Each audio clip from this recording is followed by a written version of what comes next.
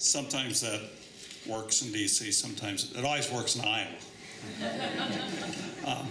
I got the invitation to do this, and I jumped at it. Came in early. As you know, we don't have votes until tonight at 6:30. And I was just talking to Senator Dorgan. He asked me if I go home every weekend. I say I do. And I stay home as long as I possibly can. But when I got the invitation to come to this event, I jumped on a plane, jumped at the opportunity to come back late last night, so I could address you folks this morning. I really appreciate the opportunity to be here this morning. I do want to thank Christina and Beth, and I know that Senator Lankford, a former colleague of mine who's abandoned the House for the Senate, is going to speak after I do at some point.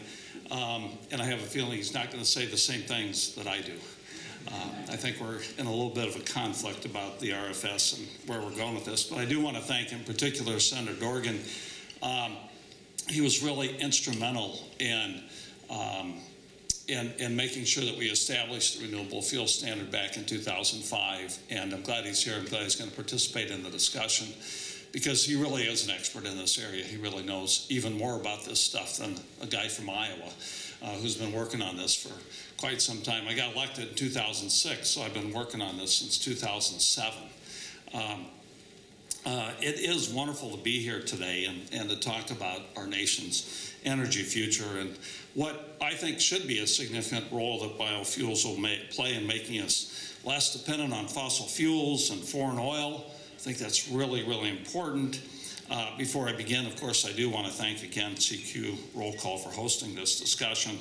And, you know, even though this forum is focusing on the future of biofuels, I think it's important to think back just for a minute and to note that, and I know you're going to talk more about advanced biofuels, but I think it's important to think back to Henry Ford, who talked about the importance of biofuels.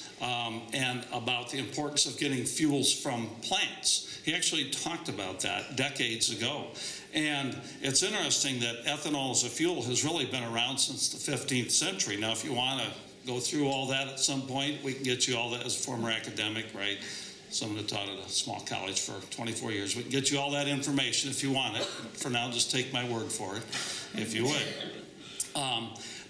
But really harnessing the power of our renewable resources, I think, is a critical part of America's energy portfolio. It is now, and it needs to be moving forward. However you end up on the RFS argument, I don't think there's any question.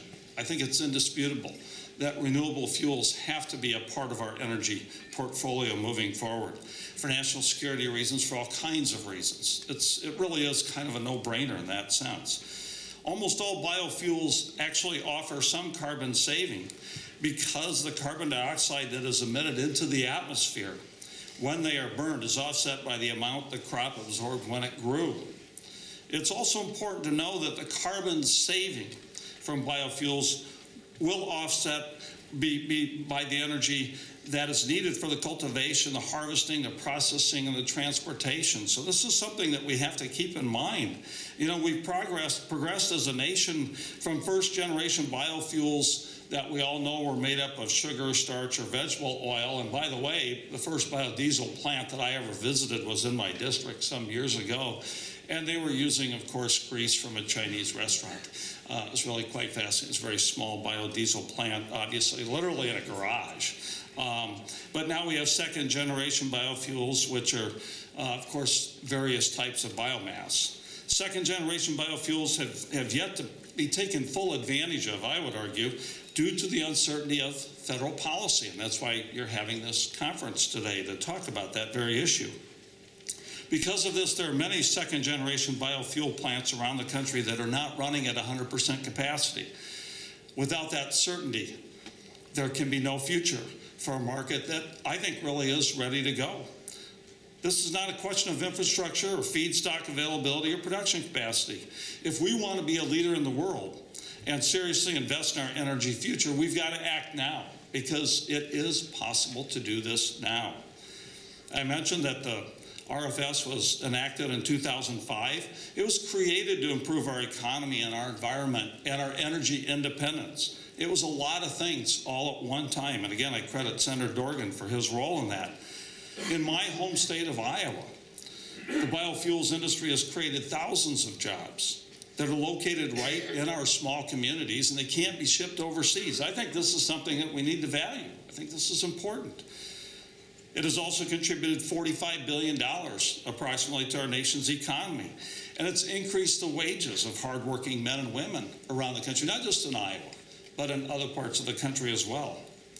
I have to tell you, and I will be at a hearing tomorrow where EPA Administrator Gina McCarthy is going to be talking about EPA and about energy. You know, I don't want to use. I try not to use very harsh language.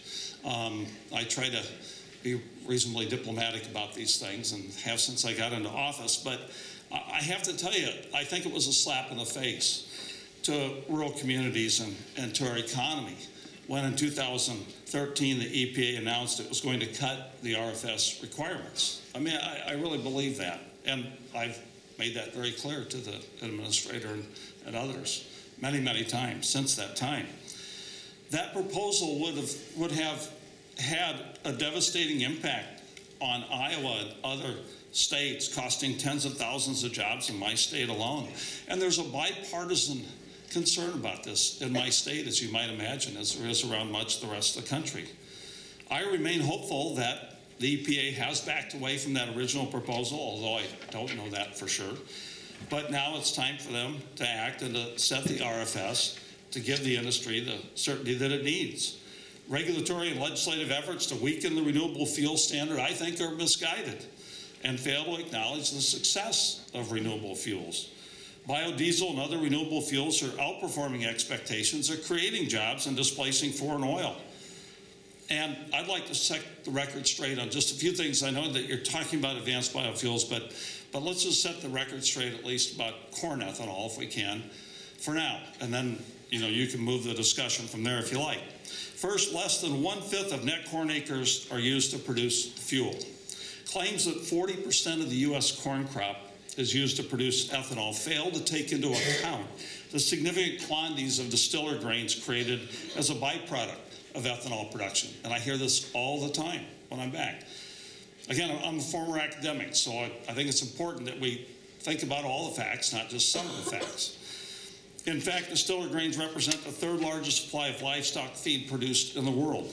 Second, there's no corn-based ethanol requirement in the RFS. The RFS mandates specific volumes of renewable fuel in our transportation fuel supply, as we all know, not which feedstock must be utilized to meet the standard. And while there are no carve-outs for where the fuels come from, there is a cap for one type of fuel, and that's corn ethanol. The transportation fuel marketplace, not the government, has determined that ethanol is currently the most efficient, available, and cost-effective renewable fuel to meet the standard today. Third, the RFS is not part of the food versus fuel debate.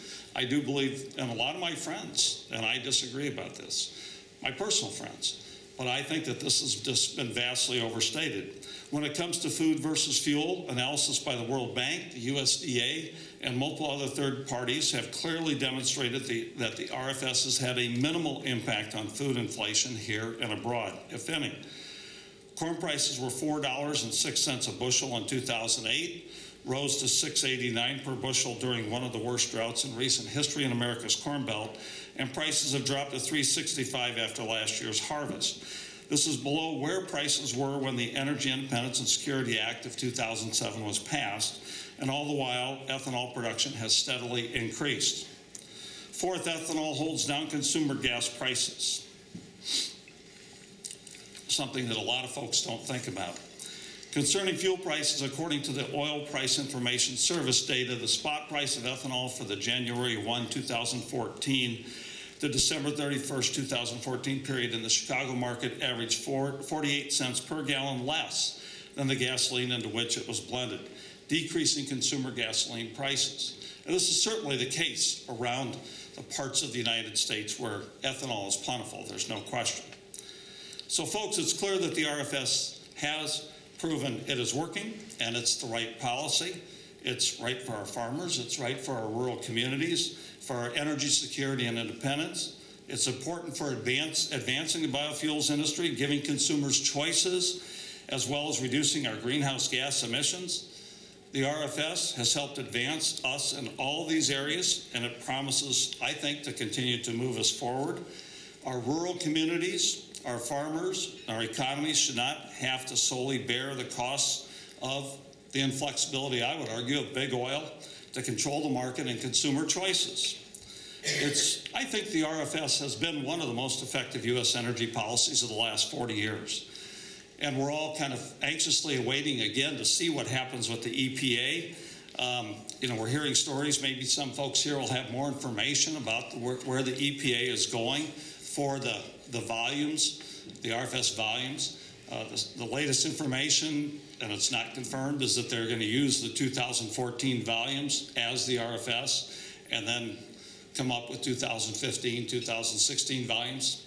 I don't think, and maybe some of you in this room know more than I do about this. It's just sort of hit the media the last couple of days. But I think it's incumbent upon me and all of us here to press the EPA as much as we can so we can get some final decision on this. And again, I would be remiss if I didn't say that, clearly corn ethanol is first generation ethanol. We've got to move to the advanced biofuels. There's no question about that. But I don't think we're ever going to leave corn ethanol behind, nor do I think we should. But we should continue to do everything we can to research, to test other kinds of feedstock, other kinds of resources for biofuels, for advanced biofuels, whether it's biodiesel, ethanol, whatever the case may be. And that's something that we've got to continue, I think, to invest in as well in terms of research and development. So thank you all for having me today. I appreciate this, and hopefully this is a good start anyway. I know you're going to do a lot more things the rest of the morning, the rest of the day. So thanks, everybody, for having me. I really appreciate it. Thank you.